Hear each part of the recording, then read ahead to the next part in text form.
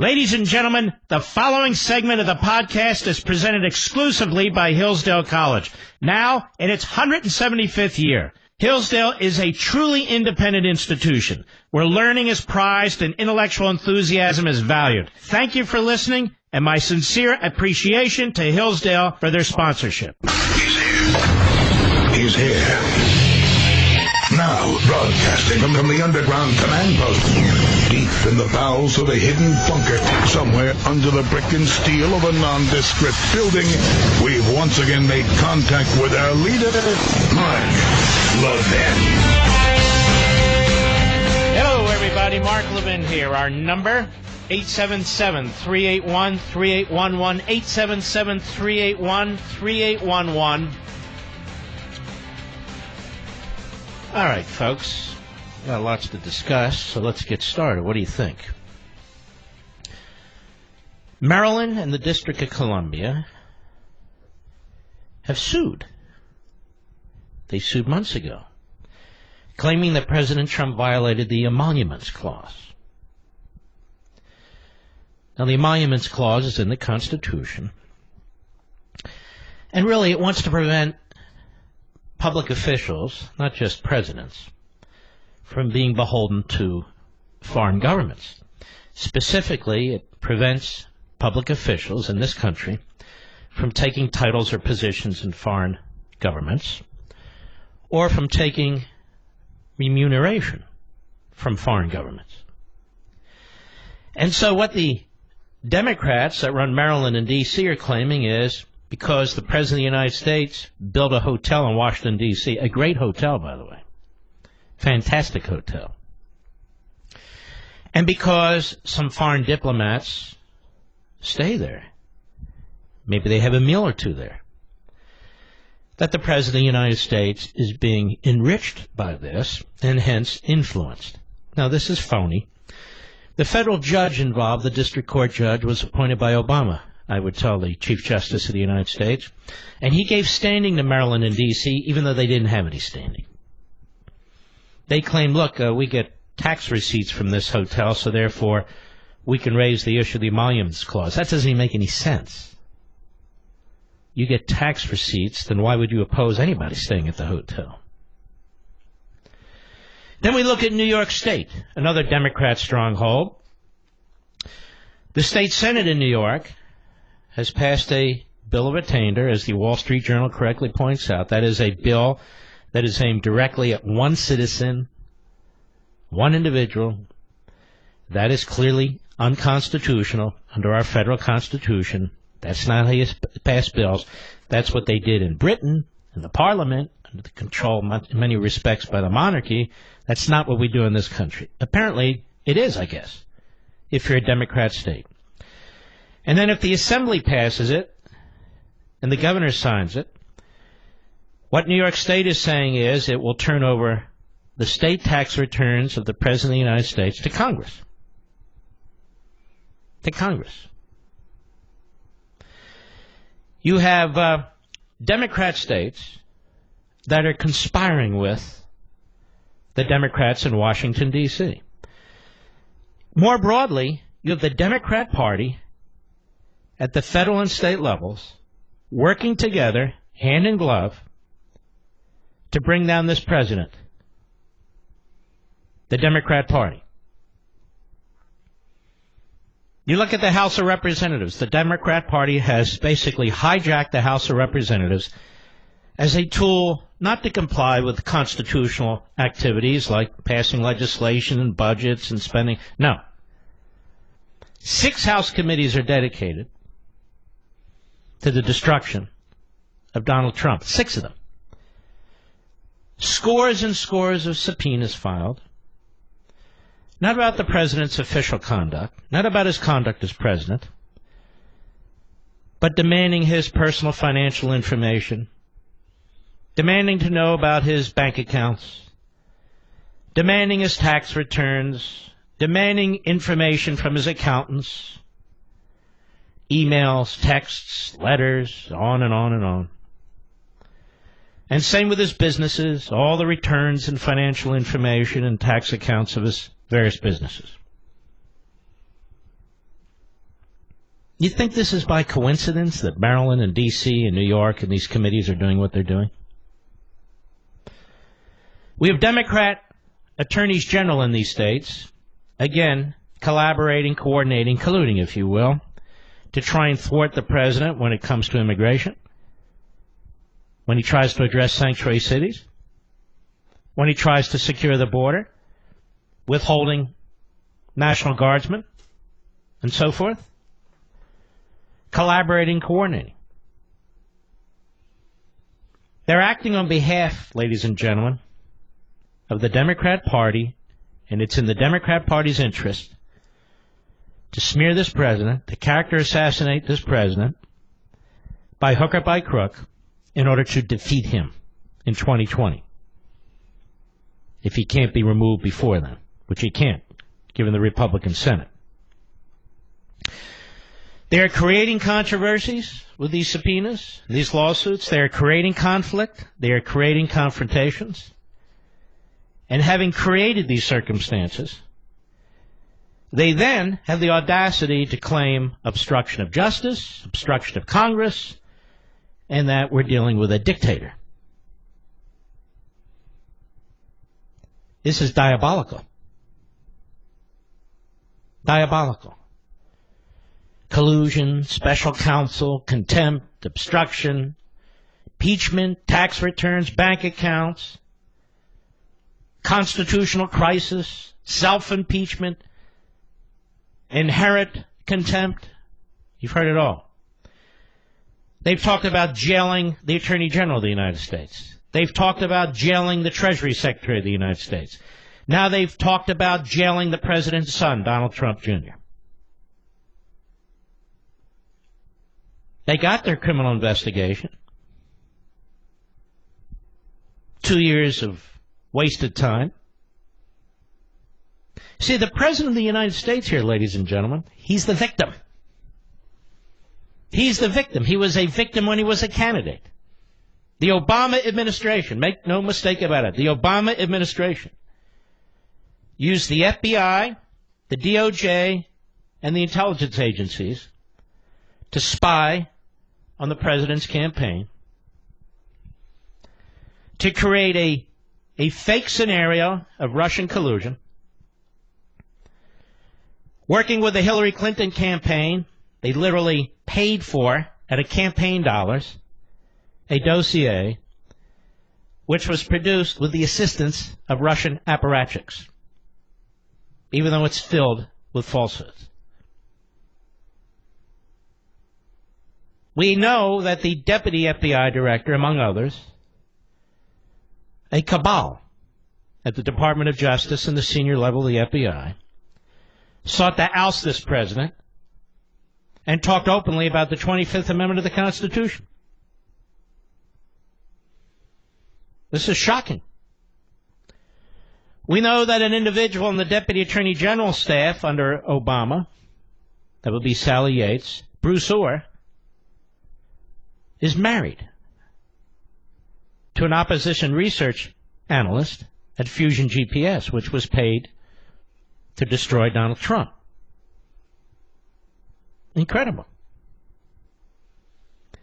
Donald Trump is the victim. We talk about the deep state. It's not the deep state. These people are the police state. The police state. We're not talking about all the FBI and everyone at the Department of Justice. We don't have to accept the left wing's false characterization of what we're saying. We speak plain English, unlike many of the people who are coming into this country illegally. Plain English. So even Joe Scarborough can understand it. We have a full-scale coup attempt, the evisceration of our constitutional structure, and the very people behind this, now led by Nancy Pelosi, claim that it is they who are defending the Constitution. See how it works?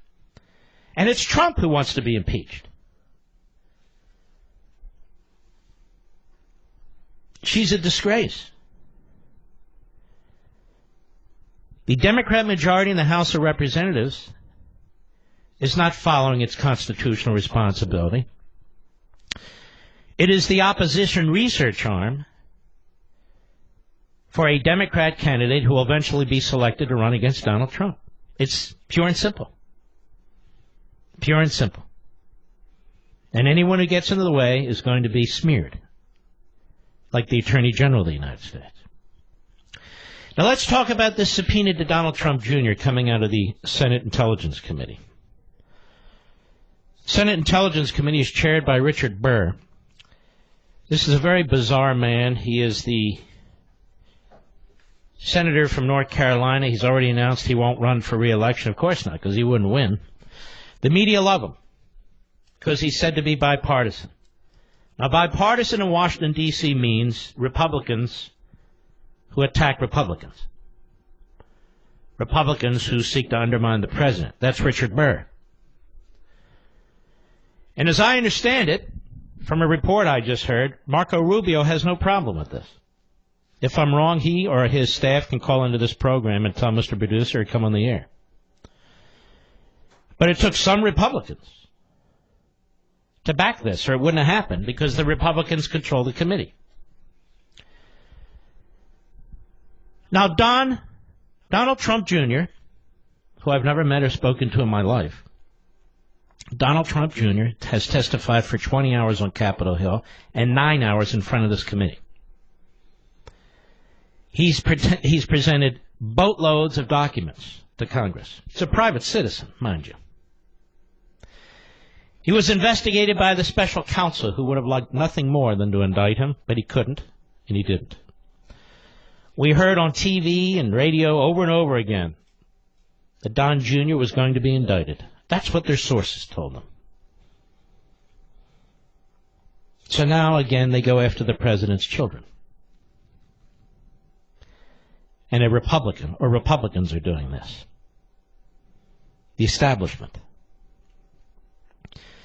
Rather than rally around the president, rally around the Constitution, rally around separation of powers, rather than rally around the rule of law, and speak with one voice against the diabolical antics of the Democrats in Congress, the Democrats who run these various states, and the Democrats who are dressed up as journalists and editors,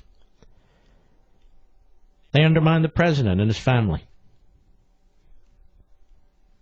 Richard Burr, among others, on the Senate Intelligence Committee. I've got a lot more. We'll be right back. Mark Levin.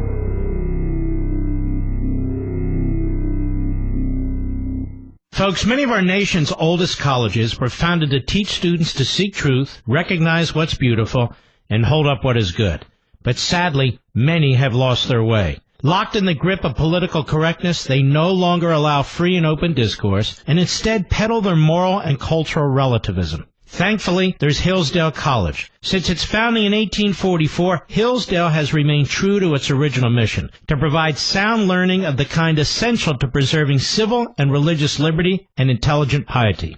And as Hillsdale enters its 175th year, their goal is simple and yet profound: to help students understand what is noblest and best in yourself and the world. Hillsdale College's liberal arts education and vibrant campus community help students form a foundation for the rest of their lives, a truly life-defining experience. So if you're looking for a college that prizes learning and values intellectual enthusiasm, where everyone shares a strong sense of meaning and purpose, welcome to Hillsdale College. Please visit hillsdale.edu/admissions to plan a visit and learn more. That's hillsdale.edu/admissions.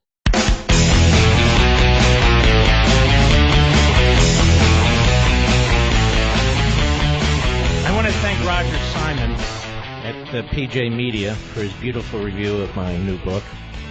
I want to thank my buddy Craig Shirley over at Newsmax for his beautiful review of my new book. Again, I want to thank Joel Pollack over at Breitbart. I'm sure there will be more. I haven't asked anybody to do anything.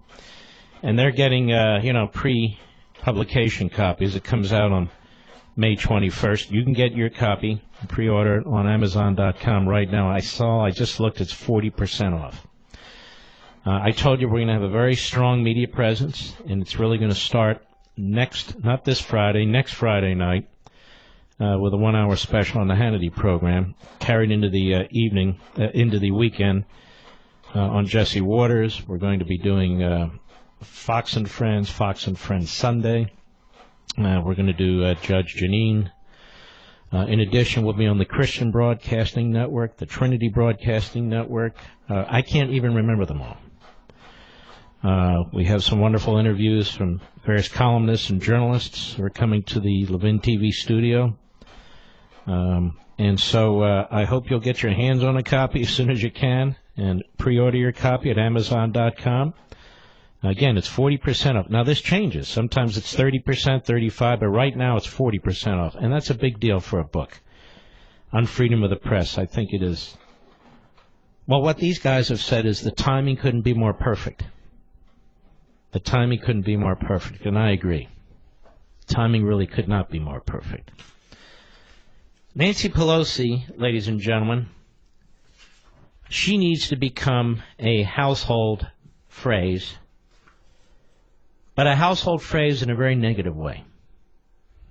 She needs to be known from sea to shining sea and beyond as a truly detestable human being. What she's done to Bill Barr, what she's done to this president, what she's doing to his family, you are a detestable human being. She's having a grand old time. The media celebrates her the more outrageous and radical she becomes. Her voters in dark blue San Francisco adore what she's doing. She is a Saulette Alinsky. That's right, a Saulette Alinsky. And she uses these fascistic tactics. Fascistic tactics, or Bolshevik tactics, if you prefer, either way, exploiting the power of the Speaker of the House, exploiting the constitutional system, turning it on its head, and then waving around the Constitution as if she's defending it, and her victims and her targets are undermining it. Exactly what they would do in the old Soviet Union. They had a constitution too, you know. Then she claims that the president wants to be impeached. He's self-impeaching. Does it look to you, when you look at the president, listen, that he wants to be impeached? So this is another propaganda line put out by a demagogue, regurgitated by the media time and time again, so now people talk about it, you see. Trump must want to be impeached. And then, as I was explaining earlier this week and even yesterday, and then she pretends, well, we don't want to impeach, we're just investigating, and then poor analysis by talk show hosts and cable hosts that the Democrat Party is divided. They're not divided. They do a beautiful job of the rocket dancing across the stage. They dance one like the other. This is all propaganda. Of course, it is their intention to impeach this president. All these subpoenas, all these arguments, all these committee votes, they are intended to fill in the blanks. That is, the charges are already ready. They just need to now come up with arguments. So what are they doing? They are creating them. They are creating conflict. They are creating confrontation. They're creating pseudo-events in order to claim that the President of the United States is violating the Constitution. More when I return. Every human being has a common problem. How do I live well? Our happiness and well-being depends on how we answer that question. Hillsdale College President Larry Arnn argues that the best book ever written on this subject is Aristotle's Nicomachean Ethics. And a new free online course from Hillsdale College shares Aristotle's teachings that will help you lead the most complete, happy life possible. Register for this free course, Introduction to Aristotle's Ethics, How to Lead a Good Life, featuring lessons from the greatest self-help book ever written at levinforhillsdale.com. In just 10 on-demand videos, each only 30 minutes long, you'll learn how to confront the chief obstacles to happiness and make the choices that build good character. Aristotle presents a guide for securing a virtuous life. And if you take this free course from Hillsdale and heed Aristotle's advice, your life will change for the better. You can learn how to lead a good life just as every Hillsdale College student does. It's yours for free at levinforhillsdale.com. That's Levin for Hillsdale.com. Mark Levin, an unapologetic patriot and unapologetic constitutionalist. You can reach him at 877-381-3811. All right. I've got so much more to say, and among the other things, I will be on Hannity tonight on the Fox News Channel. I will be on at 9:30 p.m. Eastern Time, 6:30 p.m. Pacific. You can tell I'm truly disgusted with what's taking place. I'm asked often to go on these various shows, and I tend not to. But I was asked about tonight, and I immediately accepted.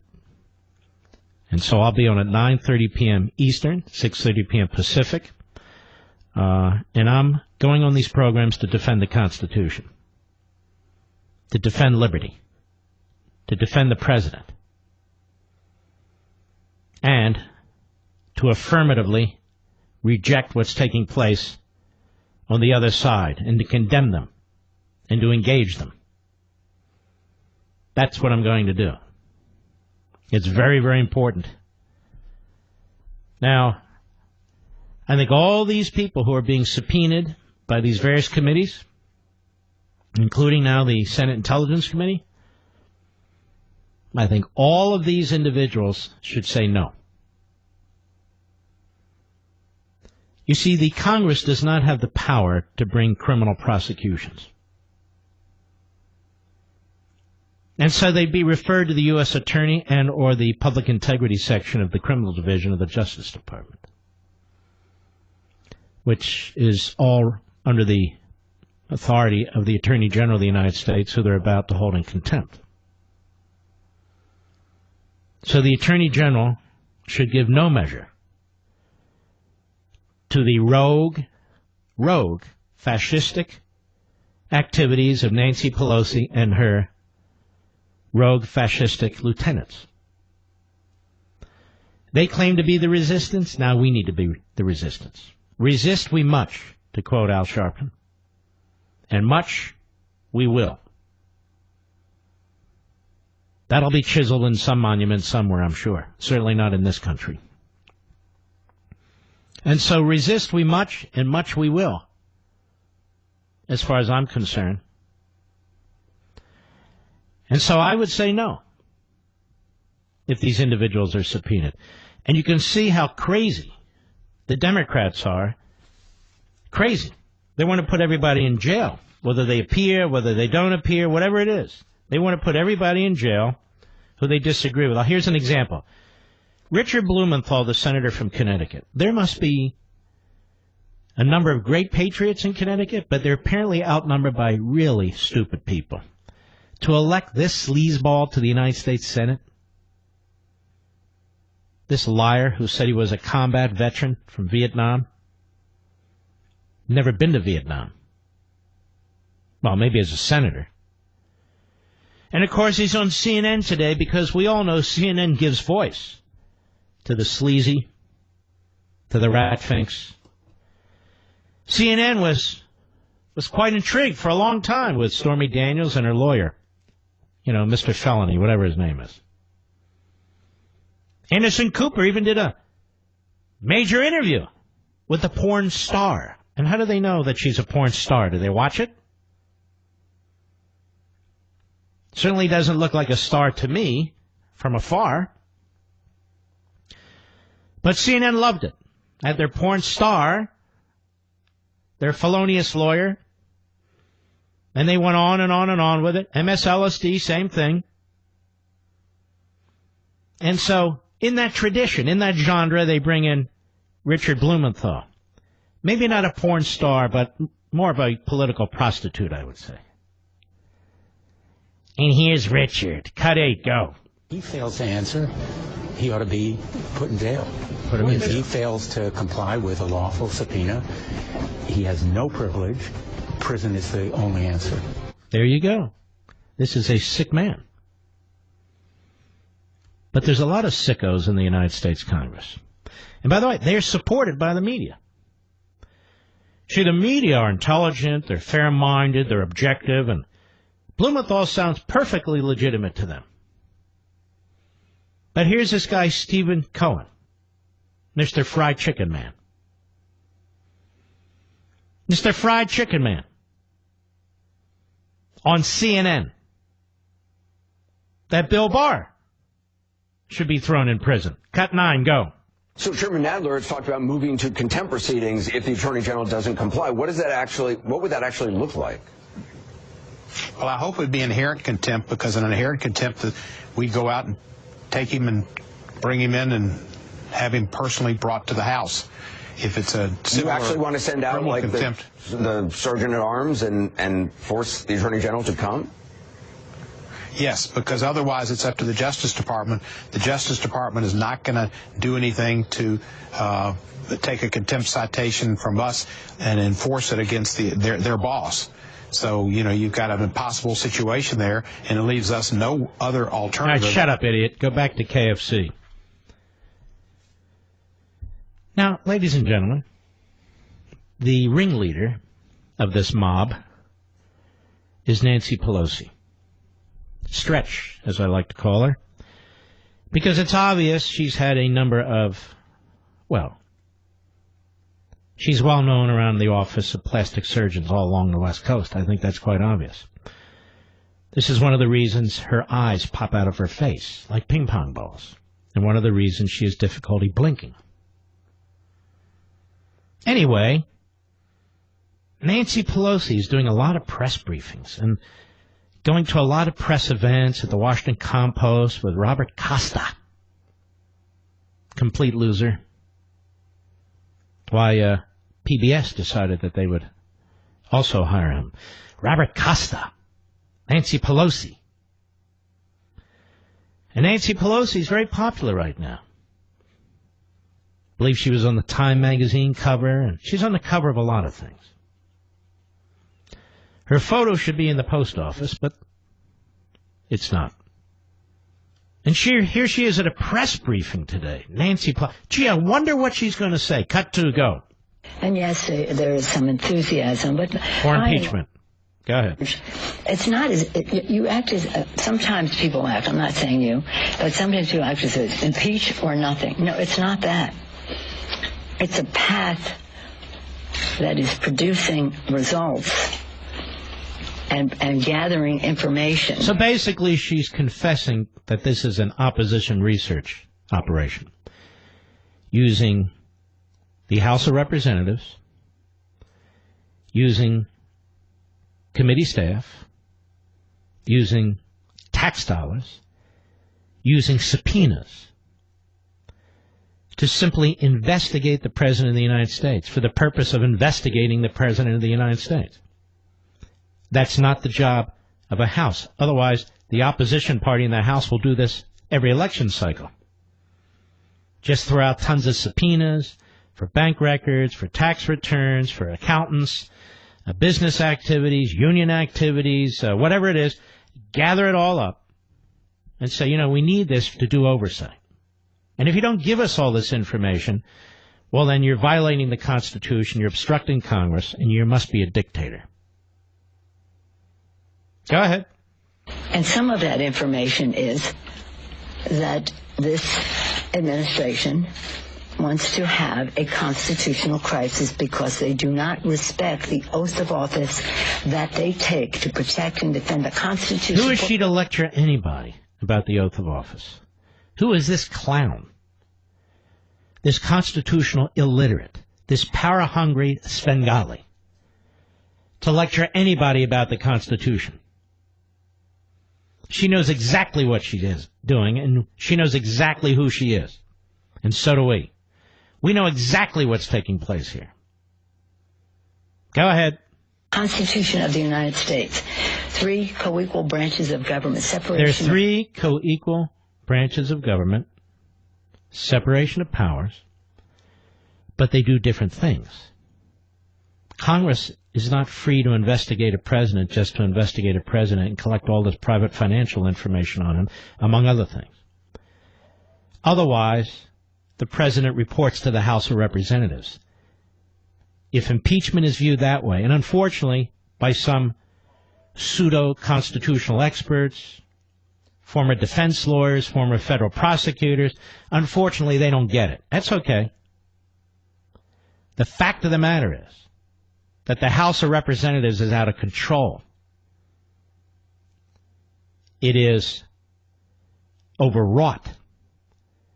And it can demand anything it wants, but it doesn't get anything it wants. Go ahead. They don't support that, and that's what they're trying to. That is what they understand, because Chad used the right word, power. It's about power for them. Well, Chad stole that from me, because you'll remember, ladies and gentlemen, I've been using this word, and I used it yesterday and said specifically, this is about power when it comes to Nancy Pelosi and the Democrats in the House. And this is what they do. They take our words, they incorporate them into their propaganda, and they call things the opposite of what they are. Cut 3, go. If this truly is a constitutional crisis, how can that not change your thinking or the calculus regarding impeachment? Now, see, this is what's been going on all week. If this is truly a constitutional crisis, how can that not change your thinking regarding impeachment? The media want impeachment. The media want a spectacle. The media want this president drawn and quartered. The media want this president destroyed. They campaigned against him. They've treated him in an abominable way, and they want him destroyed. And so they're pushing for impeachment, the way they were pushing for a special counsel, the way they were pushing the collusion narrative, the way they are covering up the police state tactics of the Obama administration, the way they are covering up the coordination of these state Democratic officials and parties with the House of Representatives. Go ahead. If this truly is a constitutional crisis, how can that not change your thinking or the calculus? Now, ladies and gentlemen, we're going to get to her answer, because I went long here, right after the break. We'll be right back. Mark Levin.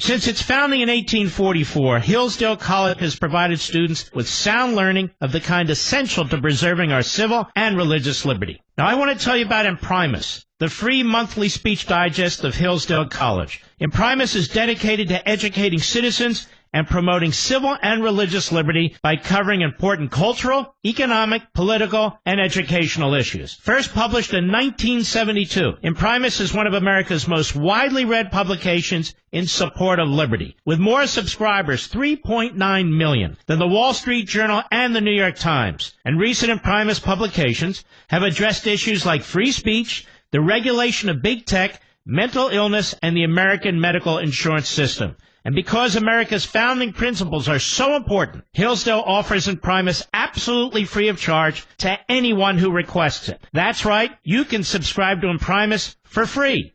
Here's what I want you to do. I want you to visit imprimis.hillsdale.edu for your free subscription. That's Imprimis, IMPRIMIS.hillsdale.edu. Welcome to Hillsdale.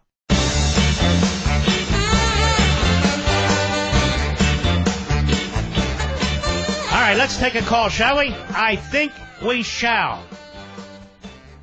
Tom, Holmes, New York, the great WABC. Go. Hey, Mark, I love your show. It's my favorite thing on TV and the radio. Thank you. And by the way, you're going to love my new book. I was going to say, trust me on this. You should put a bumper sticker in with every single book that says, I heart Mark Levin. I put it on my car and on my van. Well, you're very kind. Thank you. Well, I'm wondering, why can't we just impeach Nadler? Why can't the Republicans say, we want to impeach Well, you? they would expel him. They would expel him. And the problem is they don't have the votes and they don't have the guts. Look at the Senate Intelligence Committee. Look what they just did.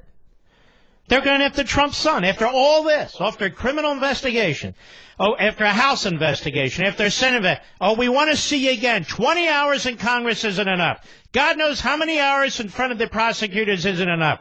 Trashing you in the media isn't enough. We want to talk to you again. Who the hell? What the hell is this? It's not about getting him. It's not about getting anybody. It's just about putting it out in the media and just constantly hammering everybody with this negativity.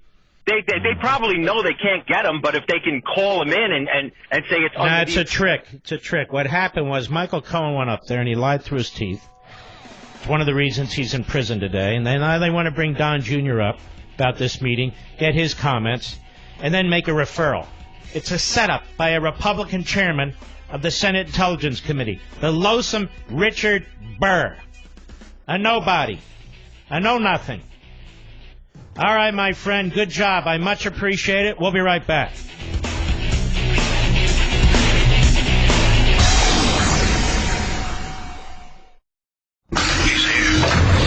He's here. Now, broadcasting from the underground command post, deep in the bowels of a hidden bunker, somewhere under the brick and steel of a nondescript building, we've once again made contact with our leader, Mark Levin. Hello, everybody. Mark Levin here. Our number, 877-381-3811. Excuse me, 877-381-3811. Unfortunately, here, ladies and gentlemen, the president has drawn a bad judge, in my view, when it comes to some of these challenges on these subpoenas. We'll see. He's drawn a judge who was appointed by Barack Milhouse Obama. And the judge fast-tracks fight over congressional subpoena of Trump financial records. So we'll see how this goes. But she's definitely a leftist. Maybe she'll come to her senses one of these decisions and do the right thing on these subpoena battles. But that's unfortunate. Now, also, I want to continue here so you can hear what's going on today. Douglas Brinkley is supposed to be a historian. But more and more, he's a left-wing quack. And more and more, he's a left-wing quack. And he was on CNN today, where left-wing quacks go. And he was interviewed by dumb as a doorknob John Berman. Cut 5, go. Are we in a constitutional crisis? We're hovering on a constitutional crisis. I don't know if we're in the middle of one right now. Hovering in the sense that people are starting to wonder whether the executive and legislative branches are broken.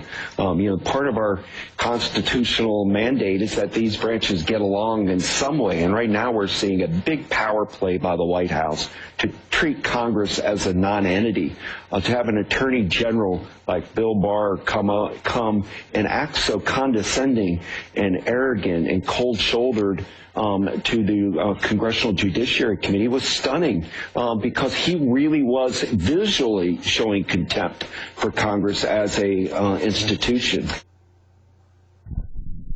Wow. He must be a genius. He must be a genius. Actually, he doesn't sound like a genius in the least, does he to you folks? Are we in a constitutional crisis? Well, we're hovering on a constitutional crisis. I don't know if we're in the middle of one right now. So this is the game plan. I already told you. Create the perception of a crisis. Unload a zillion subpoenas. The purpose of which is to demand information that you know will not be provided to you. Create court cases out of it. Involve state Democrat officials. Involve, of course, the Democrat Party media. Overwhelm the administration with subpoenas. Overwhelm the administration with hearings and investigations. Even though we just went through a criminal investigation. Even though the president hasn't done a damn thing. Even though he's the victim of a coup attempt by the Obama administration and the Hillary Clinton campaign. That's of no consequence. So now they declare a Constitutional crisis. Now we're in a Does it feel like we're in a constitutional crisis, folks? Does it feel like we have a president who's out of control? Not in the least. What's out of control is the Democrat Party. You Republicans and conservatives and independents and so you need to understand what's going on here. The Democrat Party has control of the House of Representatives, and it is using the House of Representatives to try and win the 2020 election. It is using the House of Representatives to try and reverse the election results of 2016. It is using the House of Representatives as Democrats to try and disenfranchise Republicans and independents and some Democrats who voted for Donald Trump. This is a party power play. And then they wrap themselves in the Constitution. They wrap themselves in separation of powers. They wrap themselves in the law. Well, you can't defy the law, meaning them. You have no defense against us. No. You get in front of us, and you get down on your hands and knees, and you'll do what we tell you to do. Really? You know, Thomas Jefferson, and he wasn't alone, Thomas Jefferson spoke about the tyranny of the legislature. You can have tyranny in different forms, ladies and gentlemen. You can have tyranny with a iron-fisted dictator or monarch. You can have tyranny with a judicial oligarchy, unelected courts. And you can have tyranny of the mob, as represented right now by the House of Representatives. The tyranny of the many. Our Constitution is set up to try and prevent that. But when you have one branch, one half of one branch of the three branches of government that refuses to play by the rules and then condemns the target of their tyranny of refusing to play by the rules, you can see the situation that confronts us. An attorney general to be held in contempt because he wouldn't break the law, a president of the United States who opened up his books and the files and his staff to hostile prosecutors, has obstructed justice. Innocent individuals who are being dragged in front of these Soviet-like Star Chamber tribunals to humiliate them and run up their legal bills. If they don't come before Congress, they should go to jail. People who despise the constitutional order, going on and on about how they represent the rule of law, how they're standing up for the Constitution, but the targets of this vicious campaign somehow are undermining the Constitution. Perfect example, Jerry Nadler on MSNBC. They go back and forth between CNN and MSNBC and CNN and MSNBC, all the time leaking to the New York Times and the Washington Post. Cut 6, go. But what brought us here is that we have to defend our constitutional form of government. This is a lawless administration. It is denying the American people the information they need by defying all subpoenas. It's the first administration you've ever seen where they say we'll deny all subpoenas from Congress, whether it's on the Mueller investigation or on security clearances or in anything else. They defy the law. The law very clearly says that upon request by the Ways and Means Committee, the IRS... Now, this is a man who's chairman of the Judiciary Committee. Now he's talking about the Ways and Means Committee and the law there. Now, this should confirm for you what goes on when the cameras aren't on. What goes on late at night, what goes on in the dark rooms and the shadows of the House of Representatives. These chairmen and their staff are sitting down together, coming up with this strategy, 25 ways to burden a president, 25 ways to kneecap a president. Go after him, his family, go after his private investments, go after his office, go after his prior campaign, just unleash holy hell. This isn't an accident. This is a Democrat Party operation. Just as the dossier was a Democrat Party operation. Just as the activities out of Maryland and the D.C. area, and just as the activities in New York and these other states, these are plots. These are coordinated Democrat Party operations, which are turning this country inside out. They will not let this president be president. You should be furious about this. Every president has had 100 days of a honeymoon, they call it. This president hasn't had 1 minute of a honeymoon. He hasn't had 1 minute of relief from this barrage of attacks day in and day out. They're plotting right now, tonight. They're meeting right now, tonight. The various state attorneys general and governors, the various committee chairmen in the House and probably in the Senate, the ranking members.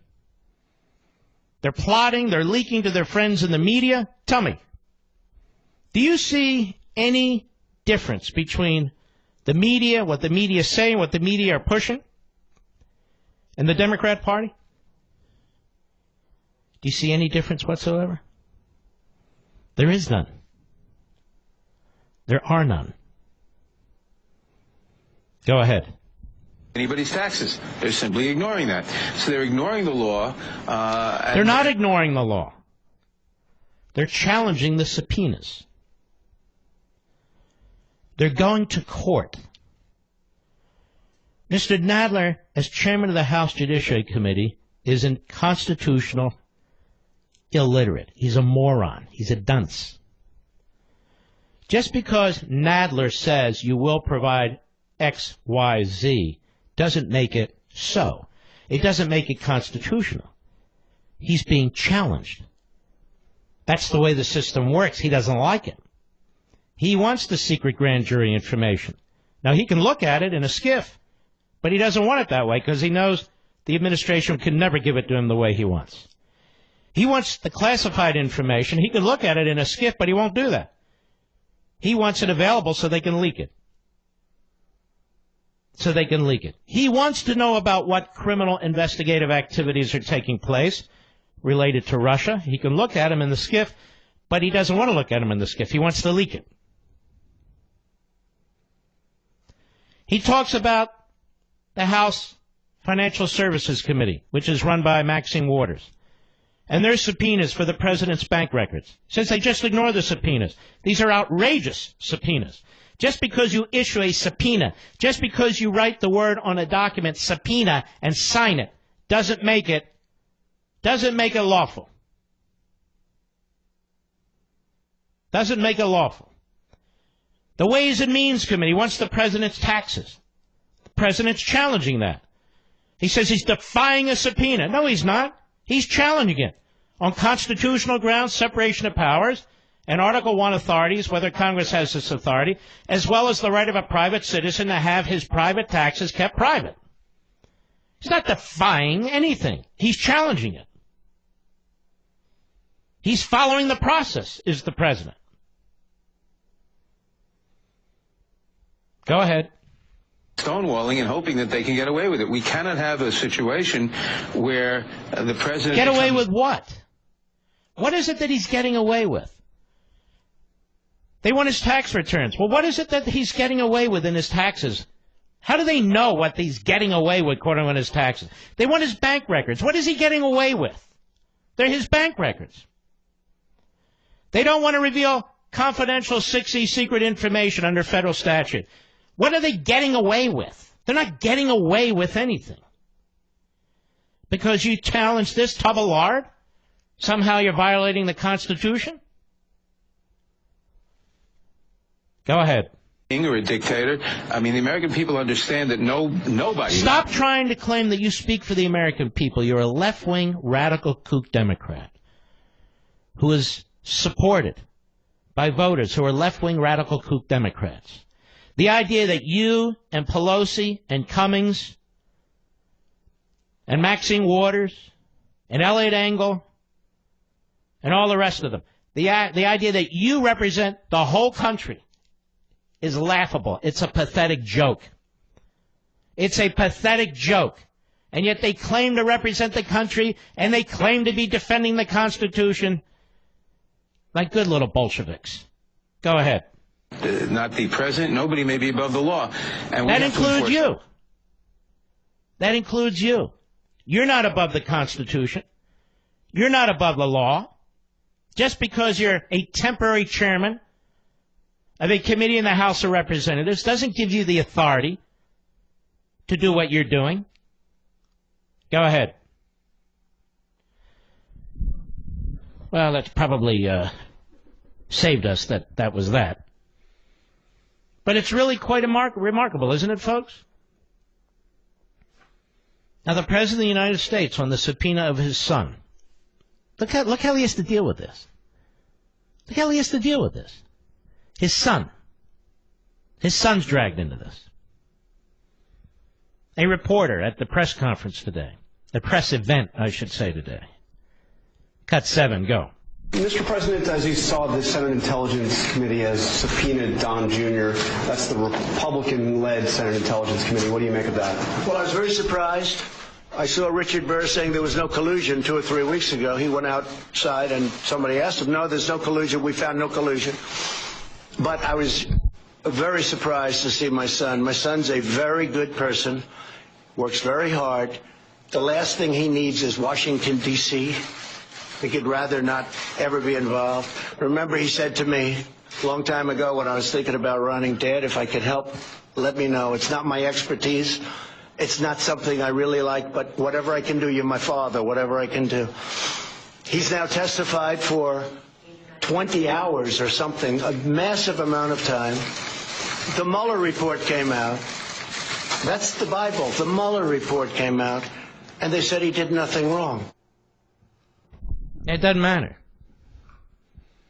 Doesn't matter. I don't even know why we had the Mueller investigation. It doesn't matter. Now we have this guy, Ted Lieu. He's a nobody, but he's always on CNN. They drag these backbenchers in because they're the most spectacularly stupid propagandists walking on the planet Earth. And so Chris Cuomo thinks it's necessary to have him on. Go ahead, cut 10. Specifically, a couple of discrepancies between what he might have told Congress and what was put forth in the Mueller probe.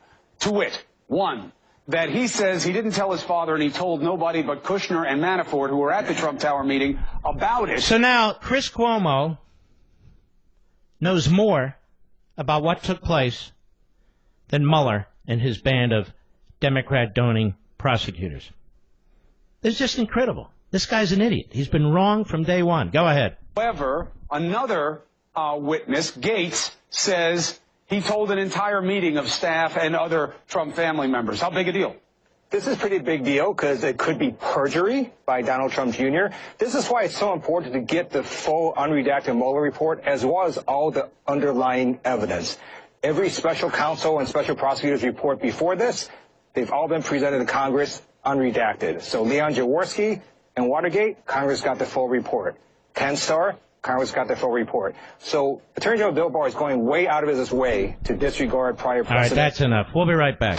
Mark Levin.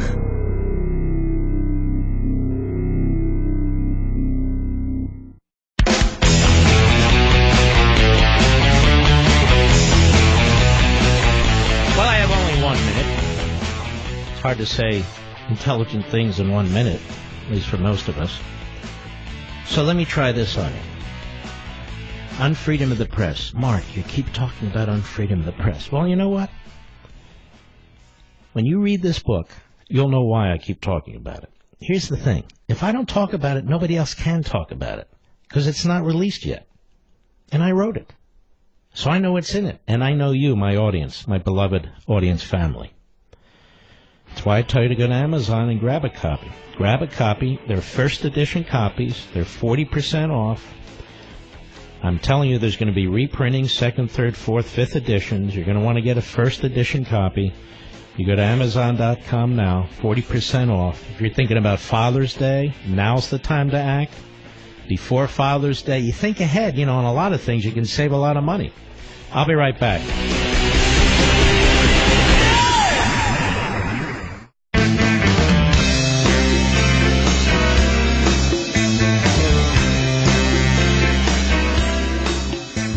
Levin, tough as hell. That's why I like Mark Levin. And I'm not sure a lot of people like him. He's tough as hell. But I like him. I love him. Call in now. 877-381-3811. You know, folks, I've met the president on several occasions. I'm going to tell you something. He's nothing like the Democrat Party media portray. He's a very kind person. He is completely transparent in what he is saying. He is straightforward. And he's a very gracious man. He'd give you the shirt off his back. And he's trying to do the best he can for this country. He really is. The same forces that tried to defeat him in the election will not give up. They will not give up. They are a lawless mob. That's exactly what they are. Now, this may surprise you.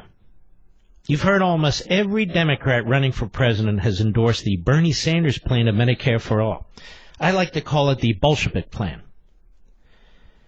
But did you know that Medicare for all actually eliminates Medicare for everyone? That's right.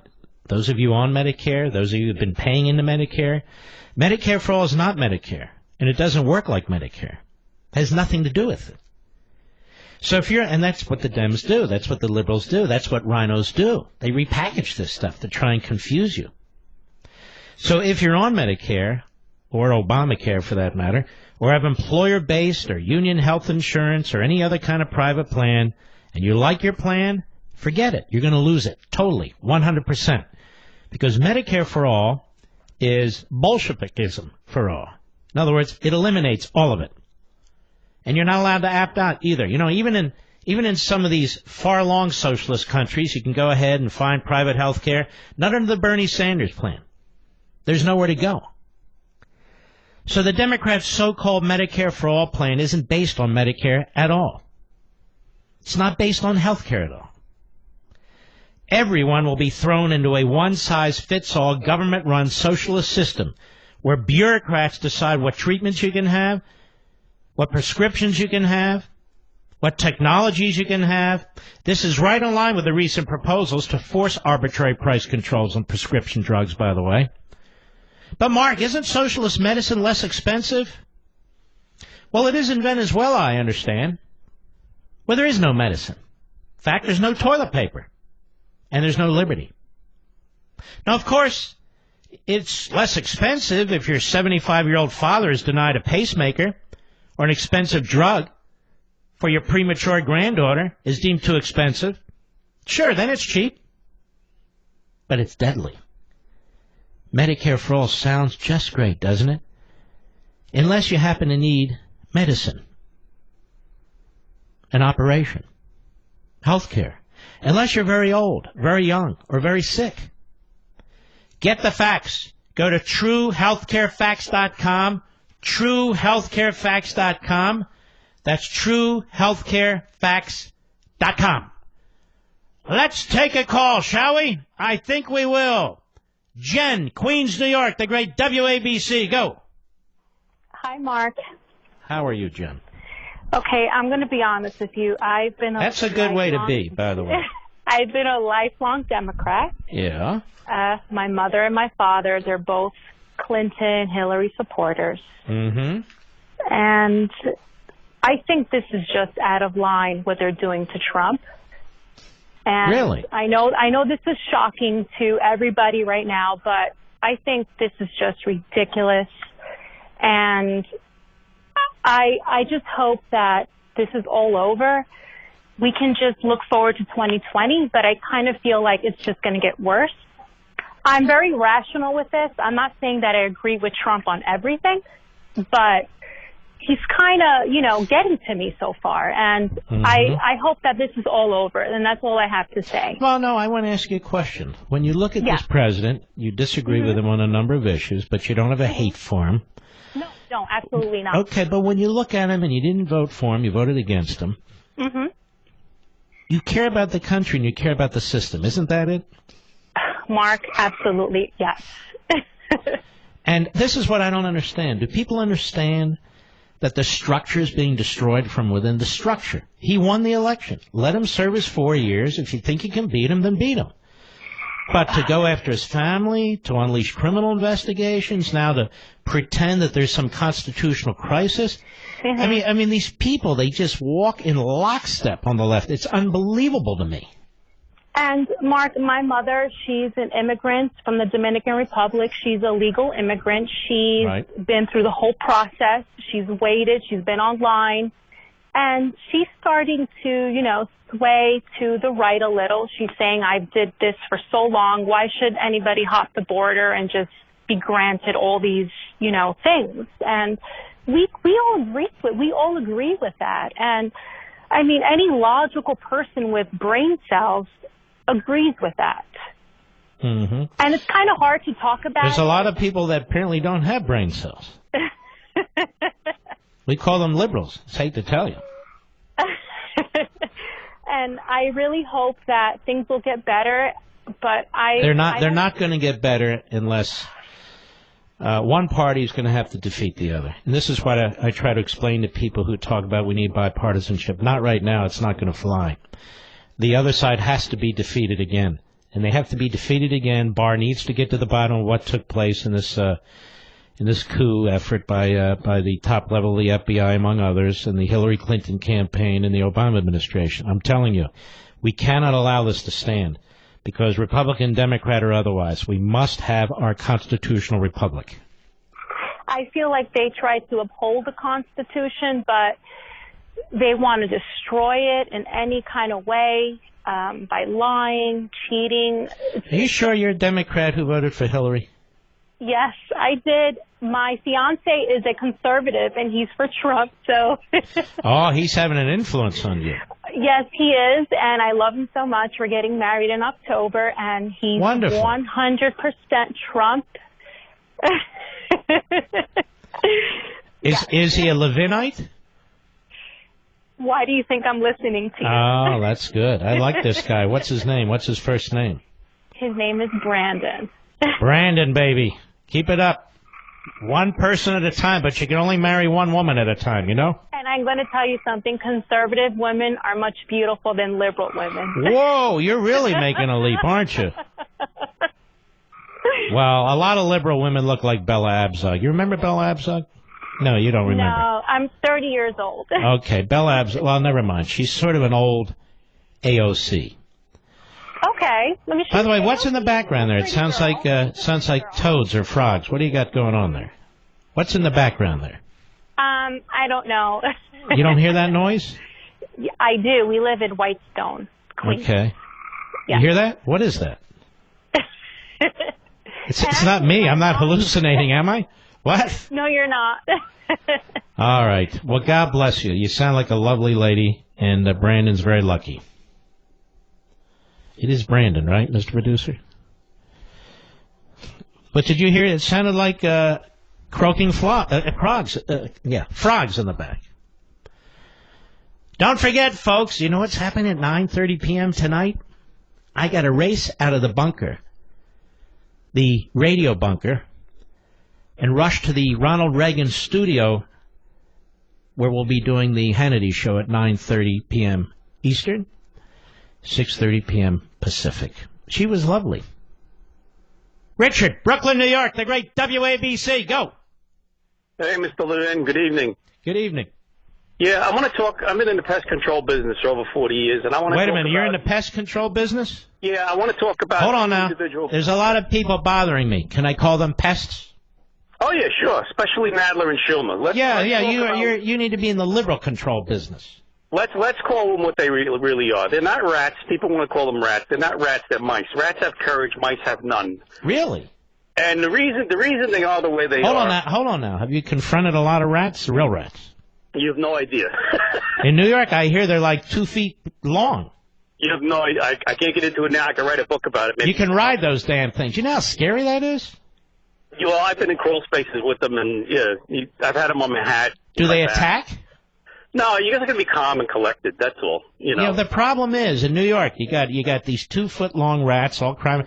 Here in Virginia, 2 foot, you pull out your 38 or your 357, you put an end to the whole damn thing. It's not that easy here. All right, go right ahead. Anyway, let me tell you about this thing with Nadler and Schulmer. when Trump started to, they laughed at him. They thought, this is never going to happen. Mm-hmm. But then as he started to progress, they all got nervous. And they don't really hate him because of what he believes or how he's acting. What they really hate him for, and even rhinos, they hate him for, is he exposed them. He exposed how lazy and how overpaid these people are, how they're power hungry, they do what they want for themselves, and they screw the American people left and right. And the reason they really want to go after him is because if he succeeds and gets reelected, their game is over. Mm-hmm. It's not just Democrats. People aren't going to be believe rhinos anymore. People are going to have to be, for this country, their district, whatever, not themselves. And this is what has them nervous. So they're throwing everything at defense, no matter how wacky it sounds. So he is an enormous threat to them and what they've created. That's what you're saying. Oh, enormous threat. That's the real reason they want him out of there. I agree with you. I think that's certainly one of the reasons. I think another reason is the press thinks they can control the outcome of an election. And they did everything they could to stop this man from being elected president of the United States. And so now they're going to do everything they can to try and remove this man. The press is left. The press is democratic. The press is ideologically progressive. The press is about social activism. Just look at the malcontents and miscreants who are various hosts and anchors who pretend to be journalists on all these channels. Yep. Well, go ahead, I'm sorry. Did you hear about the last Colorado shooting where they tried to make it a thing about gun control and some woman in the audience... They walked out. Everybody walked out. So this is really making them nervous because now I don't think anybody will leave the press anymore. You make a very interesting point. 20 years ago, the percentage of the public that was pro-life versus pro-abortion, it was kind of even. Now, more and more Americans are saying no. As technology advances, as we can see the life of these human beings, more and more people are saying no on gun control. More and more people are saying no. That is an interesting point you make. All right, listen. You're a sharp dude. I appreciate your call. Wait a minute. Are you still there, Richard? Yes, I buy your books. I'm going to give you a book. Don't hang up. I'm going to make sure when my book comes out, you get a copy of Unfreedom of the Press. All right, my friend? We're both kind of doing the same thing. You're in the extermination business with bugs. I'm in the exposure business with leftists. Don't hang up. We want to make sure you get a book. We'll be right back. Mark Levin.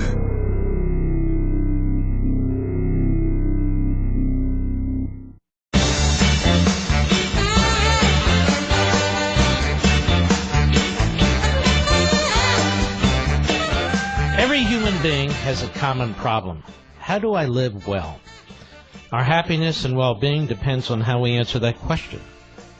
Hillsdale College President Larry Arnn argues the best book ever written on this subject is Aristotle's Ethics. How do you like that, Mr. Producer? And a new free online course from Hillsdale College shares Aristotle's teachings that will help you lead the most complete, happy life possible. Register for this free course. It could change your life. Introduction to Aristotle's Ethics, How to Lead a Good Life, featuring lessons from the greatest self-help book ever written at levinforhillsdale.com, Levin for Hillsdale.com. In just 10 on-demand videos, each only 30 minutes long, and you can watch them whenever you want, you'll learn how to confront the chief obstacles to happiness and make the choices that build good character. Aristotle presents a guide for securing a virtuous life. If you take this free course from Hillsdale and heed Aristotle's advice, your life will change for the better. I would jump. You can learn how to lead a good life just as every Hillsdale College student does. It's yours for free. Go to levinforhillsdale.com, Levin for Hillsdale.com, levinforhillsdale.com. We've had some great callers. What happened, Mr. Call Screener? All the Klansmen aren't calling today? Oh. Yeah, we do have a little problem with that. Todd, Wilmington, Delaware. Listening on WHPT. It's WPHT. Go right ahead. Hey, I want to just run this by you. I'm not so sure. Say they go ahead and impeach him in the House and they vote to convict. I'm not so sure. Now, wait a minute. Whether they vote to impeach, the conviction would happen in the Senate where you have a trial. Huh? The trial's in the Senate. Well, okay. I'm not so sure that it'll be voted down there. Well, you need a supermajority. But there's enough never-Trumpers among those wimp Republicans. Nah, I honestly, I would be very cynical about it, too, very cautious. But fact is, the numbers don't work for them. If this is all they've got, they're not going to be able to cobble together. It's not a simple majority, it's a supermajority. What is that, 66%? 412. Well, I'm just kidding you. You don't think it's a possibility that the Senate may go along with it and get rid of them? I think one of the things the House is doing, the Democrats, is trying to drive down the president's numbers. I think they want to drive down the president's numbers. What happened to Nixon was when his popular opinion polls sunk to under 30, he was at 27, 28, something like that. Then the Republicans turned on him. And I think what they're hoping is, with the help of the press and with these endless investigations and claims of obstruction and so forth, what Nancy Pelosi is telling her troops is keep it up, drive down his ratings, drive him down, until we've reached a point where the president has nothing but a very small base that supports him. That's the strategy that's going on here. Well, I understand that. I was just saying if it did come about that the House... Well, I'm telling you, sir, as long as he has approval ratings over 40, as long as the economy's strong, as long as they keep coming up with bogus stuff, I don't think they will. In fact, he's got a lot of strong support in the House still. You saw the vote in the House Judiciary Committee against contempt against Barr. Thanks for your call. You can keep repeating yourself, so you're not going to convince a lot of people, certainly not me. I mean, I appreciate it, but I just don't see it. Brian, Tampa, Florida. Go right ahead, sir. Hey. WHTY. Hey, yes, sir. Yep. Thank you, Mr. Levin, for taking my call. Right on. What I was wondering, can you hear me? Yep. Okay, what I was wondering is... What'd you say? Given the track record that I've seen with the House on interviewing people with these subpoenas, everybody seems to be caught in a lie, and it ends up, they've lied. Why don't, or if they don't show up, they're in contempt. Why don't they just show up and plead the fifth on everything, including... Because they don't want that on their record for the rest of the time. They don't want to be said to be covering up anything. This is an attempt to smear them, and they don't want to participate in being smeared. Okay. Well, I was just curious. It seems like there's no way out for somebody that gets a subpoena. It's hard, isn't it? They're going to be held in contempt, or if you show up, they're going to find something that you lied. If you didn't remember, all of a sudden it's a lie. It just seems like a really a bad situation. Let me ask you a question based on what the last caller said. How many presidents who've been impeached have been removed by the United States Senate? None. Right. And this one won't be either. All right, my friend, thank you for your call, and this one won't be either. Not going to happen. So this is all about humiliating him. It's all about, trying to defeat him, maybe impeach him, but they're not going to remove him. It is nonetheless a coup effort. The answer is, by the way, 2/3 of the members of the Senate present. That's what it takes to remove a president on impeachment grounds. I'll be right back.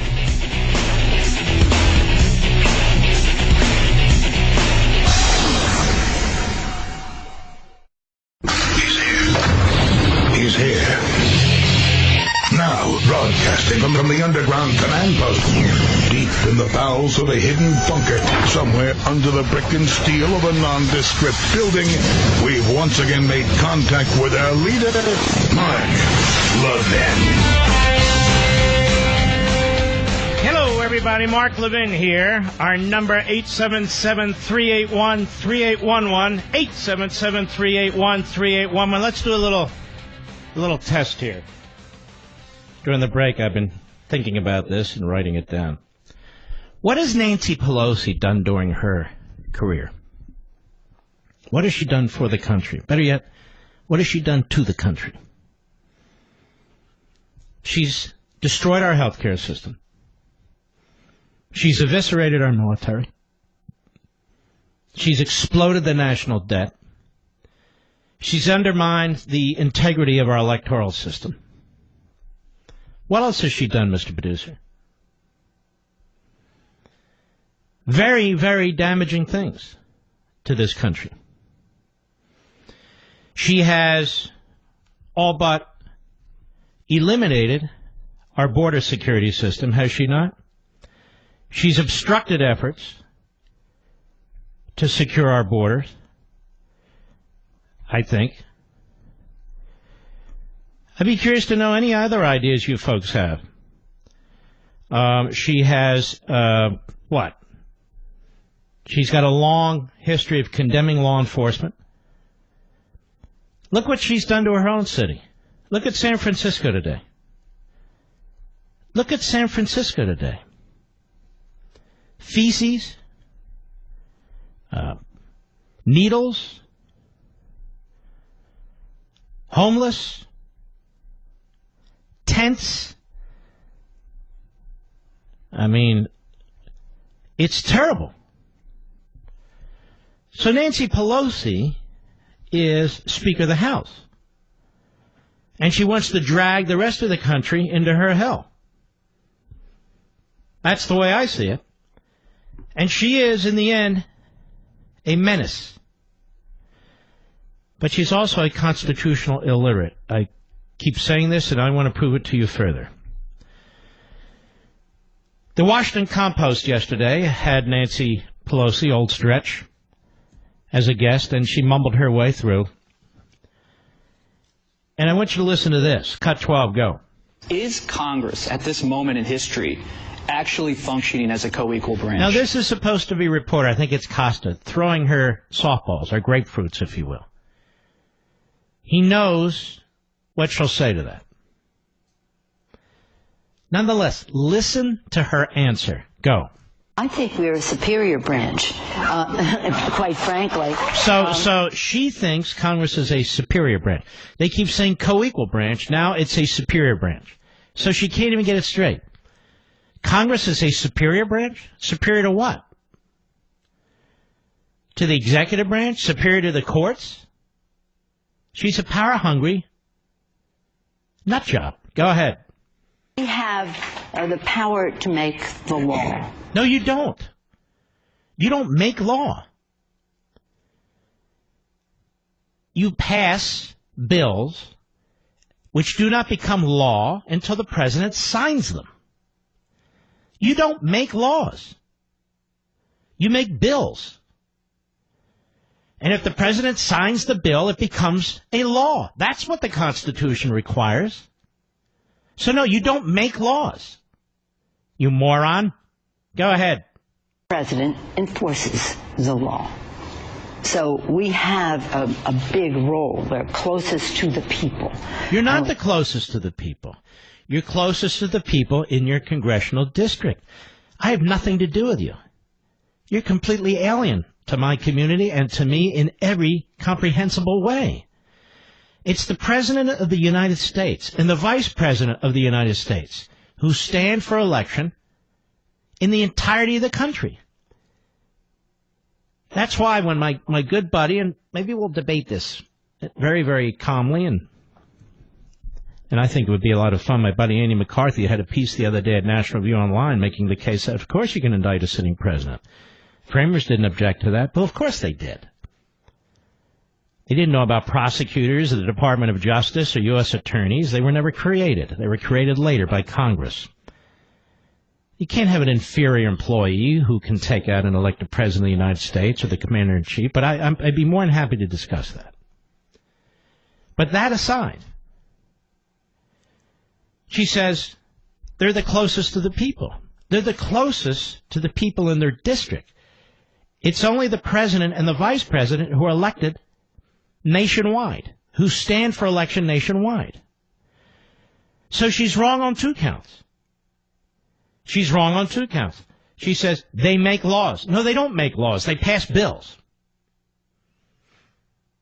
They pass bills. And she's not the closest to the people. She's the closest to the people of San Francisco. And by the way, how's that city being run? Feces and needles and homeless tents and all the rest of it. We should take that approach and apply it to the entirety of the country, don't you think? Go ahead. Big role to play, and the president, getting back to those acting, so many people have left the administration in disgrace or dismay, and now so they have acting people.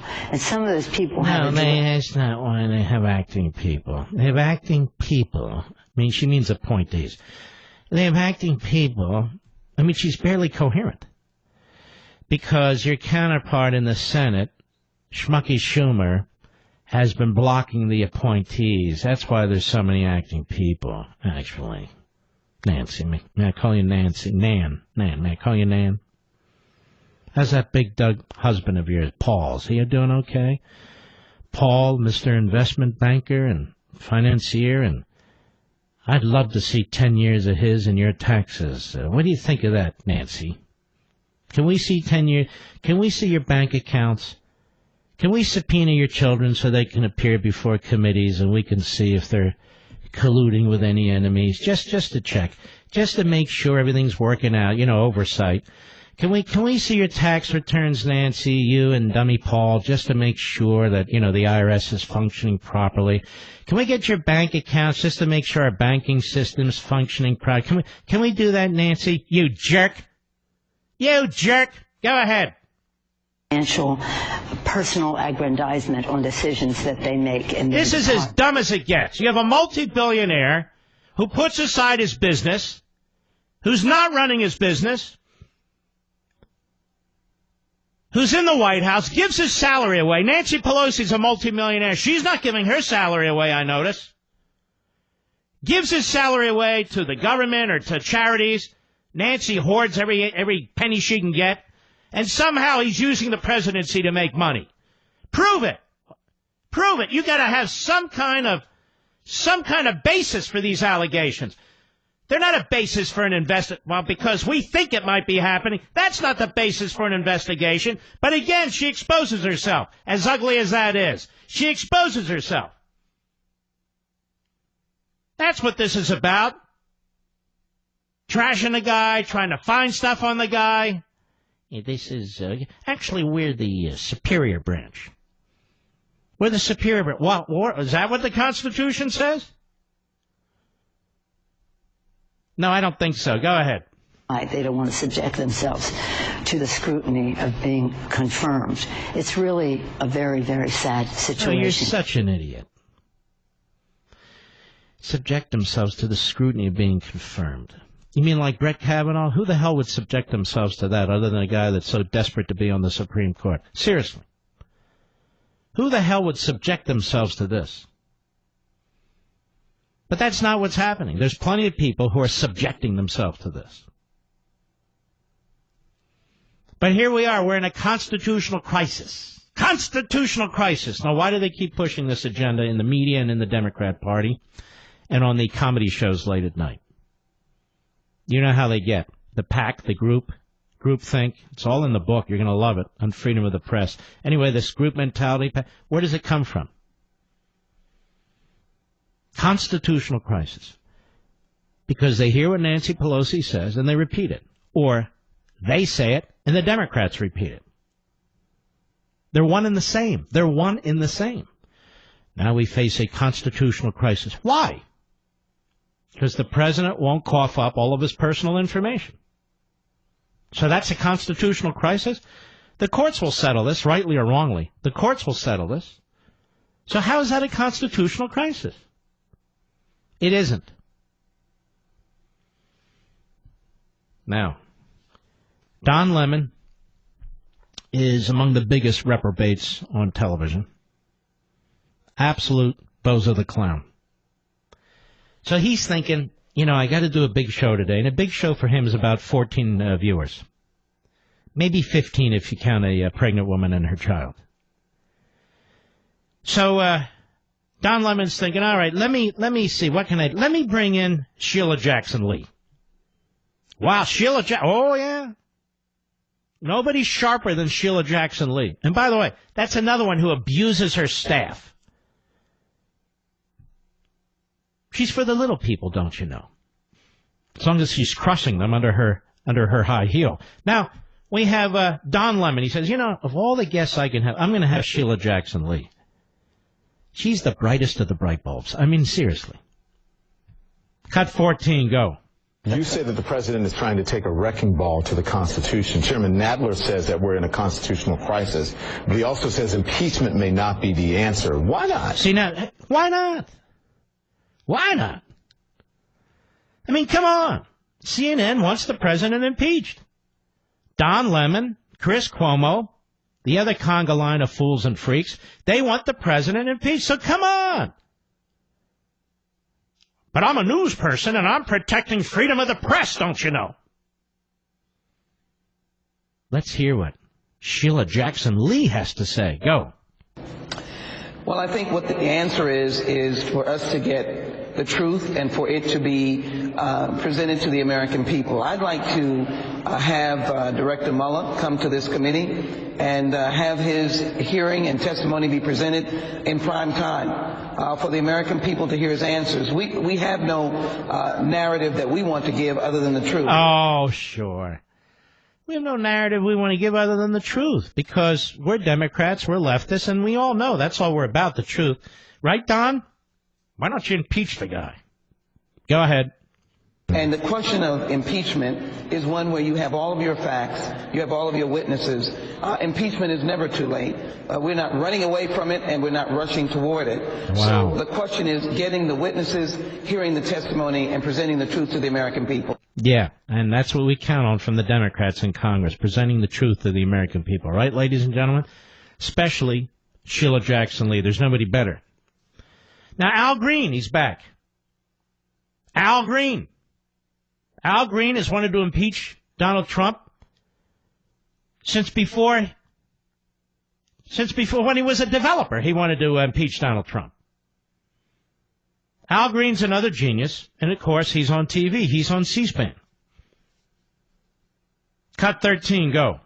You have a date with destiny, Mr. President.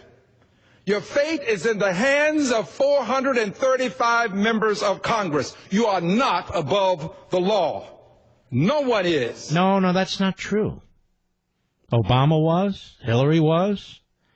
Comey was. You think you are? Go ahead. Impeachment is in the hands of this Congress.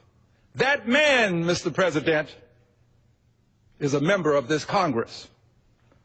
Mr. President. What man is a member of this Congress? The president's? Oh, he's talking about himself. He's talking about himself? Go ahead. I assure you that the long arm of the law is reaching out for you. Now, wait a minute, pal. I just thought you were talking about the House of Representatives. You're not the long arm of the law. You're political hacks. In some cases, political thugs. So what are you talking about? Go ahead. In this country... Shut up, you idiot. I'll be right back. Mark Levin.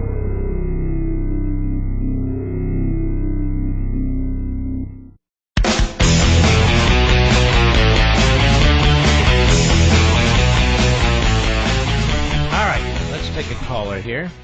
Don't forget, 9:30 p.m. Eastern, I'm on Hannity on Fox, 6:30 p.m. Pacific. That's the way that works. Robert, Brooklyn, New York, the great WABC. Go! Hi, thank you for taking my call. Yes, of course. Just one quick request and one comment. One suggestion is, Barr, he could really use a lot of support. They had all those prosecutors sign that letter trying to undermine him. Maybe like you and other people who worked in the DOJ could sign a letter. Mark, maybe you could do this. Mark, maybe you could do that. Maybe, Mark, you could do this. No, letters are a joke. They're a joke. So what we need to do is point out that letter was a joke, which I did at some length last night. I could gather 1,000 names of prosecutors. Do you think the media would give a damn? And why do I have to play their game? Why not just expose them for the jokes that they are? That's the point. And one comment is about Donald Trump Jr. I agree with you. I think he shouldn't testify. And I just want to point out that the head of that committee, Burr, he didn't seem to be very helpful when Devin Nunes was doing all that work. No, you're right. Threw him under the bus, didn't he? He seemed all of a sudden to blindside the Trump family with the subpoena. So I don't trust him. It seems like a perjury trap. And this is a guy who's announced he's not running for re-election. This is a guy who's always been a lightweight, quite frankly. Nobody can remember anything that he's done. He's not a profound individual. He's wasted a lot of time in the Senate. But you see, he's bipartisan, sir. And Mark, one other thing. In terms of Brooklyn, the anti-Semitism you mentioned yesterday in Williamsburg, I think that the House has to take a certain amount of responsibility because they refused to condemn Omar. And not only that, she's still on the Foreign Relations Committee. I could not agree more. And anything with Trump, they always try to make a connection even when there's none. And here they acted... They didn't do what they were supposed to do. They have a certain responsibility, and they did not act responsibly. And now other people, Jewish people throughout the country are suffering, and they don't stand up and they don't oppose it. Nope. She has a high tolerance, Nancy Pelosi, for anti-Semitism in her caucus, doesn't she? And Schumer is very disappointing because I didn't hear much. Schumer's a fraud. Schumer backed the Iran deal behind the scenes while publicly he was opposed to it. We got to support Barr because he's like... All right, sir. Thank you for your call. I don't mean to be rude. I'm running out of time. How much time do I have, Rich? Let me tell you about Nancy Pelosi. In April 2007, the AP reported U.S. House Speaker Nancy Pelosi met Syrian President Bashar al-Assad for talks criticized by the White House as undermining American efforts to isolate the hardline Arab country. Pelosi and accompanying members of Congress began their day by holding separate talks with Foreign Minister Walid al-Moallem and Vice President Farouk al-Yabadaba, and then met Assad, who hosted them for lunch after their talks.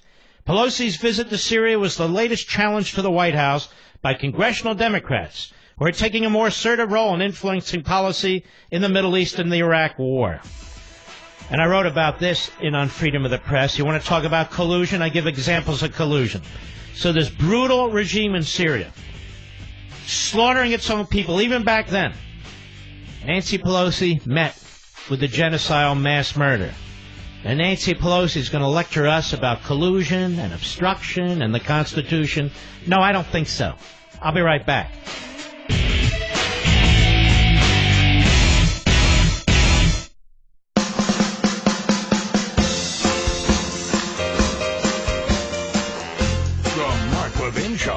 Where the Reagan Coalition meets every day. Call now, 877-381-3811. Oh, yeah, baby. Here we are. Whether you've got a 5-mile commute or you're road tripping across the country, you want to feel secure behind the wheel, don't you? That's why you need extended vehicle protection from CarShield. CarShield makes the process of fixing your car for a covered repair super easy. You can have your favorite mechanic or dealership do the work. It's up to you. They also provide 24/7 roadside assistance and a rental car while yours is being fixed for free. And if your car is 5,000 to 150,000 miles, it doesn't mean you have to pay high repair bills. CarShield administrators have paid out close to $2 billion in claims, $2 billion, and they're ready to help you. Save yourself thousands in future car repairs. Get covered by the ultimate in extended vehicle protection like I did. Call their new toll-free number, 800-CAR-6000, and mention code Levin, or visit carshield.com and use code Levin to save 10%. That's 800-CAR-6000, mention code Levin, or visit carshield.com and use code Levin to save 10%. A deductible may apply. We're getting great calls tonight. Let's go to Mike, Gainesville, Virginia, the great WMAL. Go right ahead, sir. Yes, Mark. I want to know what years did Donald Trump's taxes were audited, what years are still under audit, and what years have been completed.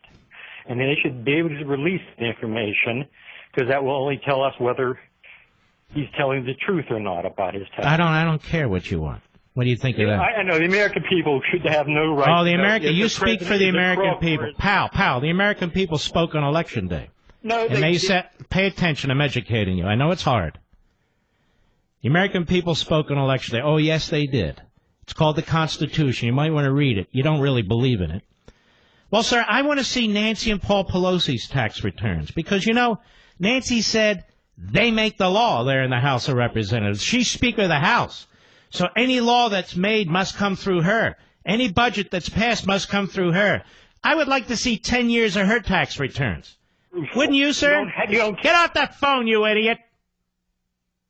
Calling the wrong program, you creep.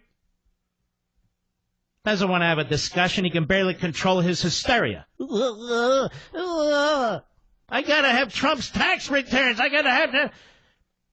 This is their faith, you see. Not God. Getting Trump.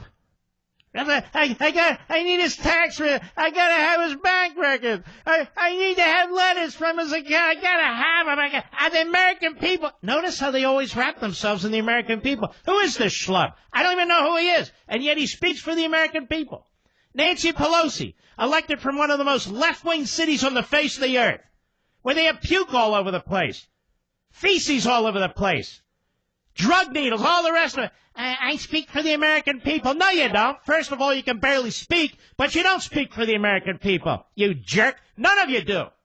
You don't even believe in the Constitution. You know, we got to get rid of the Electoral College. And while we're at it, we got to look at the Emoluments Clause. And while we're at it, how about inherent contempt? And we need to jail people. And how about that Second Amendment? Shut up.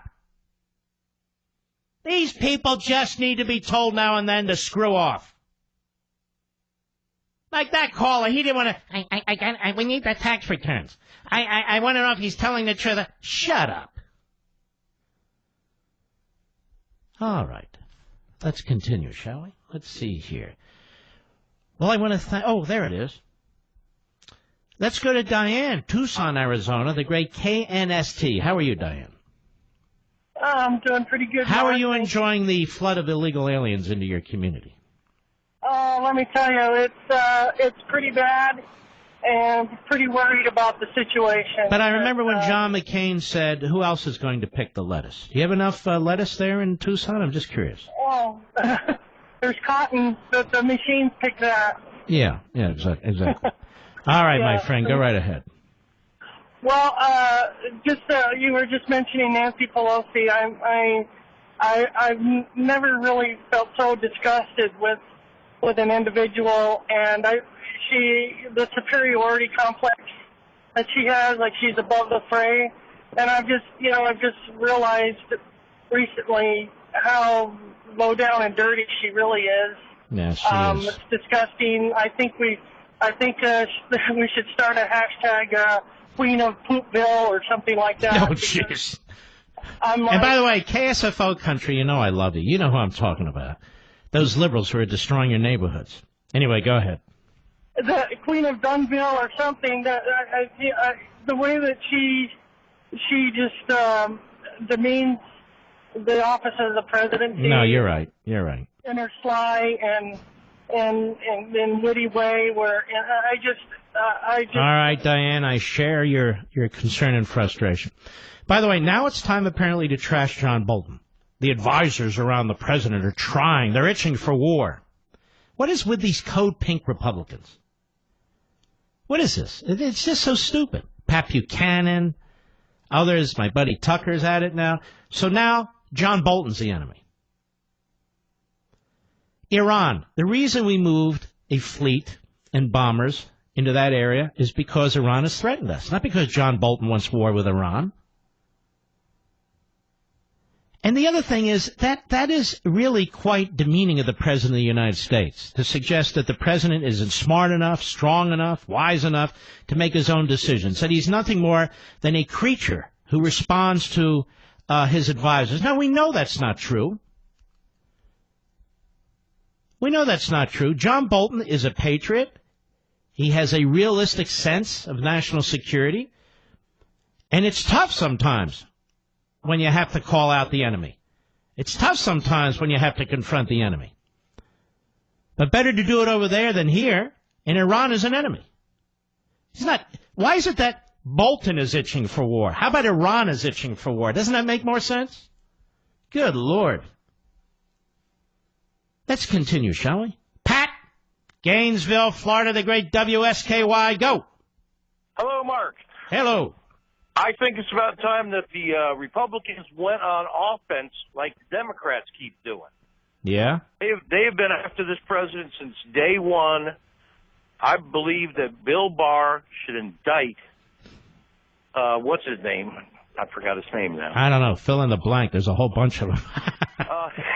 Jerry Nadler.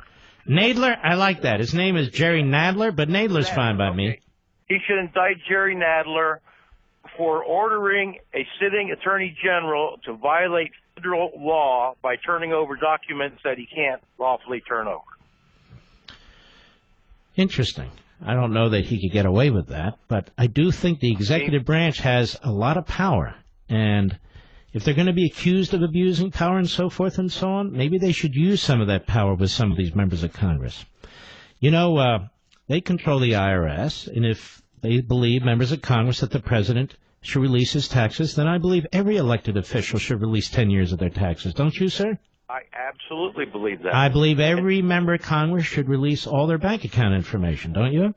Yes, I do. And I believe every member of Congress should release all communication they've had over the last 10 years with their accountants, don't you? I do. I think whatever they want of the president, we should get from them, just to be, co-equal branches. Well, the Democrats have been on offense because the best defense is an offense. Yep. And it's about time. You see, they're trying to cover up all the stuff that they've done by keeping everybody looking at Trump, looking at Trump, looking at Trump. It's about time that we stop looking at Trump, we start looking at all the lawbreakers. There are a lot of indictments need to be handed down. All right, my friend, I appreciate your call. So I said the president is the victim, and my buddy over there, Right Scoop, Brian, he posted the clip from my program, and all the never-Trumpers are coming in. So brave are they. So brave are they. So misguided. So perverse. So narcissistic are they. And they're coming in to attack my audio and my comments about Trump being the victim, you see, because Trump's not the victim. America's the victim because of Trump. These never-Trumpers are like an inner thigh rash, quite frankly. Now, I wouldn't know this personally, I've been told. Or more like a hemorrhoid. I wouldn't know this personally, I've been told. Maybe like a kidney stone. A really big kidney stone. Now, that I've had. And trust me, that's like giving birth through the wrong canal. And I'd say the never-Trumpers are the kidney stones of politics. Do you like that one, Mr. Producer? I'd say they are. They contribute nothing. They sit on the sidelines and they shoot their spitballs and they wind up shooting at each other as they slobber all over their chins. They lecture us. They don't get dirt under their fingernails in this battle. They're just above the fray. In other words, they're irrelevant. But they are a pain, like I said. They're the kidney stones of American politics. Let's continue. Matt, Nashville, Tennessee, on the Mark Levin app. Go! Mark. Yes, sir. I have a question. These I have an answer. Okay. Do these Democrats really think by impeaching Trump that Hillary's going to take over as president? I don't understand one thing they are trying to pull here other than getting her that the election was... No. They just hate Trump. They want to take him out. He wasn't... Yeah. I realize that. But boy, oh boy, she thinks that maybe, I listened to her on, what was it, Saturday or Sunday? She's had the election stolen from her. So is she supposed to get the presidency once he's impeached? It's dumbfounding. Yep. I didn't say they're rational. Dumbfounding. All right, brother. You take care. We'll be right back. Mark Levin.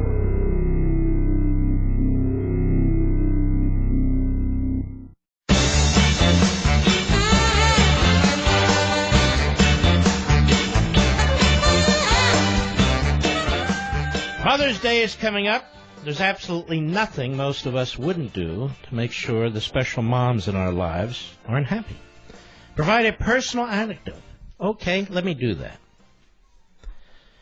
My mother-in-law, my wife, my daughter all get Sherry's Berries.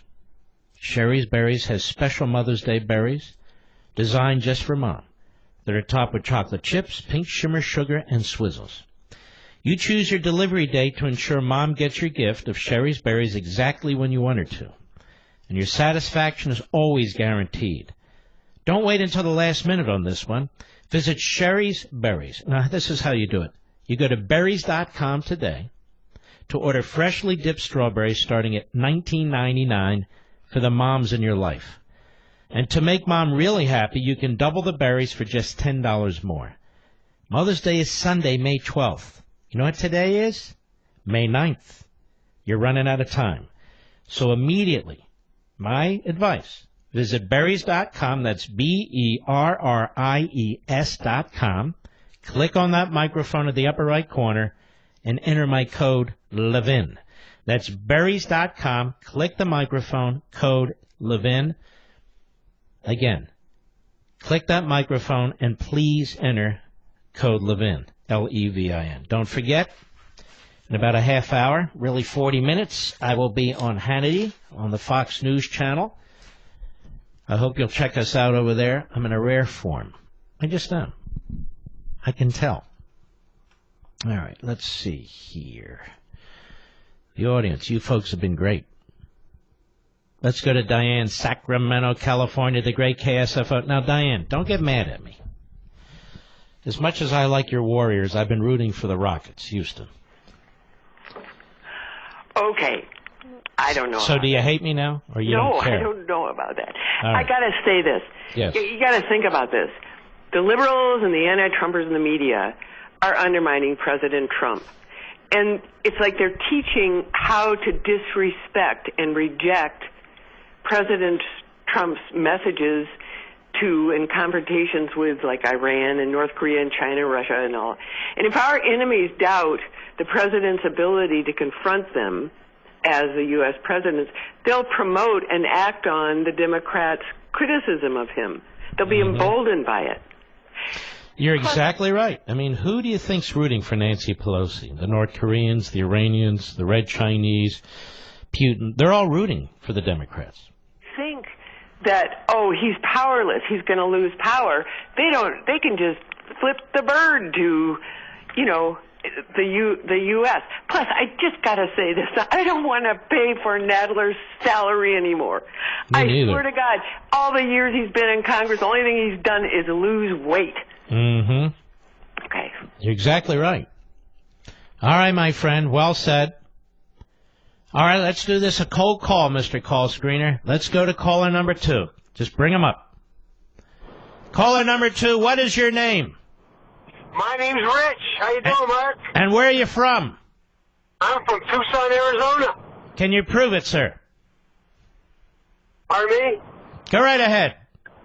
Well, I'm wondering if to expose all the left-wing media and all everything they're trying to do against Trump and the administration, is there a way that somebody could look at to see if there's some kind of behind-the-scenes collaboration amongst everybody, unless somebody leading the pack to make this charge? All right. I don't know how we would do that. I don't know of any governmental entity, private entity could figure that out. If there's a Svengali behind the scenes. I don't think they're behind the scenes. I think they're right in front of our faces, to be honest with you. All right, my friend, thank you for your call. Another cold call. I see the other ones, but let me try. Caller number 4, Mr. Call Screener. Caller number 4, please. Sir, what is your name? My name is Jerry. Jerry, can you lower your radio? I can. Hang on. All right. The whole country's listening to you now, Jerry. What would you like to tell us? I would like to tell you that our young people, now in high school, now in grade school, can you imagine what the Democrats are doing to show them how our government runs? Yes, they're not showing it how it's supposed to run. No, you're right. And all the founders are racists, and all the Democrats are civil rights heroes, and all the Republicans are regressive throwbacks. Right. Exactly. All right, sir. Your edification is really appreciated. Let's go to Rick. Back to call screener country, Carlton, Georgia. How may I help you, sir? Carrollton, Georgia. This Exactly. Is just doing, just testing you. Very well. How are you? I'm doing great. Look here, I'm in Carrollton, Georgia, where they have the University of West Georgia, where Newt Gingrich taught history. Oh, how about that? With that said, do they have a plaque to Newt or a little statue? I would think. I would say hell no, but we're on the radio, but hell no. Yes, yeah, exactly. But I'm a second generation American. Mm-hmm. And that's not the first thing I was going to call about. I just got a couple things I want to say real quick here. Well, you may not have enough time, so go for it. All right. Well, everybody forgets about what Trump ran on, which was to drain the swamp. And I think Americans are having the wrong conversations. Everybody I talked to, Democrat, left, right, is term limits on these representatives and senators. So I got to go. I'm with you 100%. That's why I'm a strong supporter, Convention of States. That's one of the planks.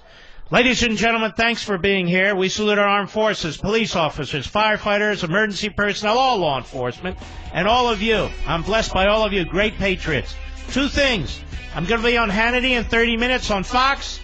Get your copy of On Freedom of the Press. It's there at Amazon.com, 40% off. See you tomorrow.